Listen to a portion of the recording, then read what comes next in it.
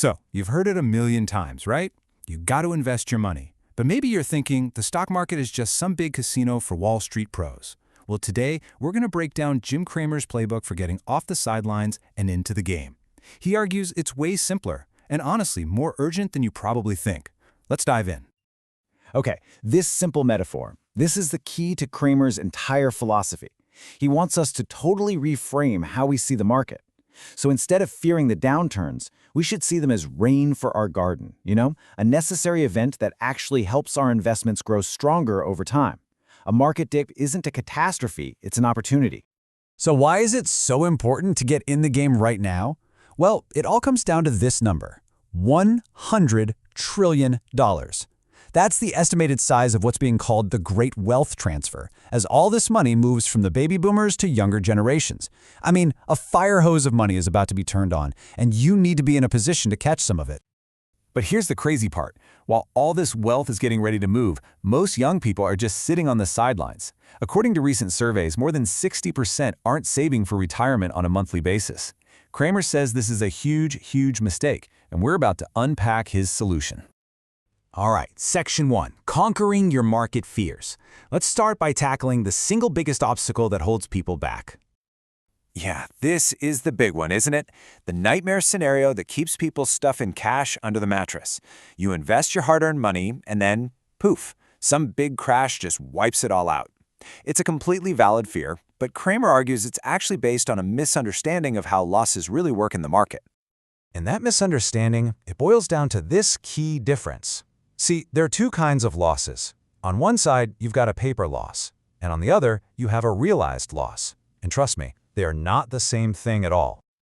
Here's the secret. When the market drops, your loss is only on paper. It's just temporary. It only becomes a real, permanent loss if you panic and sell your stocks at the bottom.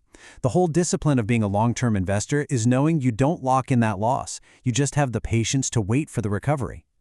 And you don't have to take my word for it. History proves this over and over again. Just look at this timeline of major market shocks. The Great Recession, the flash crash, the COVID drop. Each one felt like the absolute end of the world at the time. But every single one, in hindsight, turned into a massive buying opportunity. The market always comes back. Okay, on to Section 2, Gambling versus real investing. It is absolutely vital to know the difference because they are not the same thing. This slide here shows the perfect contrast.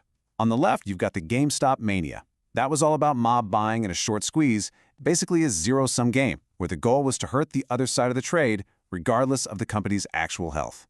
On the right, you have the rise of a company like NVIDIA, which is based on solid fundamentals, long-term growth, and creating real, actual value.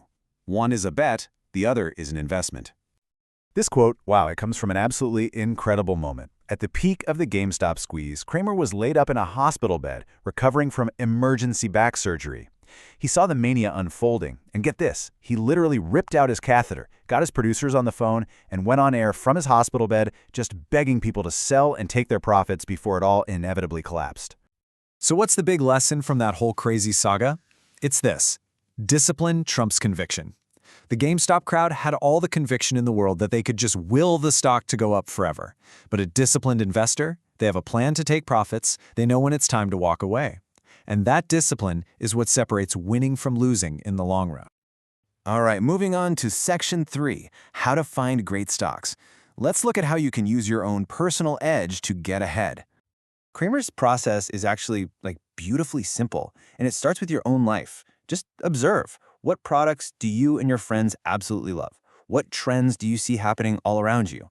Then get curious. Why is that company so successful? That curiosity becomes your doorway to doing the research, so you can really, truly understand the business you're buying a piece of. Now, when you start doing your research, you're going to see this term pop up everywhere, the PE multiple, or what Cramer just calls the M. It sounds super complicated, but it's not. It's simply the price the market is willing to pay for $1 of a company's profits. Think of it as a quick way to gauge how expensive a stock is compared to what it's earning. So let's look at a real-world example. Why does the market pay more for $1 of Coca-Cola's earnings than it does for PepsiCo? I mean, Pepsi has a lower PE multiple. The answer is right there in the gross profit margin. Coke is simply more profitable. It consistently keeps more of every single dollar it makes in sales. And that's the big takeaway. The market rewards stability and predictability. Because Coca-Cola's profit margins are higher and more consistent, investors are willing to pay a premium for its stock. That gives it a higher M. Understanding fundamentals just like this is how you start thinking like a real investor. And now for our final section. Section 4, your first steps to wealth. Let's talk about how to actually start building your future. First, let's talk about what to avoid. Cramer calls these Venus flytraps for your money, and for good reason. You want to steer clear of companies that have been losing money for 3 years in a row. Avoid companies that are drowning in debt they can't afford. And please, be super wary of those story stocks that have a really cool concept but no actual revenue or product to back it up. So where do you actually put your money? Start simple. Open a tax-advantaged account like a Roth IRA. Use one of the major brokerages that has low fees. And this is the crucial point. Max out those tax advantages first. Uncle Sam is literally offering you a huge benefit. You have to take it. Let's end with this direct message from Cramer himself. He is not mincing words here. All the excuses for not saving, for not investing in your own future, they have to stop. The narrative that you can't get ahead is just that. It's a narrative, and you have the power to change it. So here we are. You know why you need to invest. You've learned how to conquer your fear, how to tell the difference between gambling and investing, and even how to find great companies. The path forward is way clearer than you thought. So the only question left is the one right there on your screen. What's holding you back?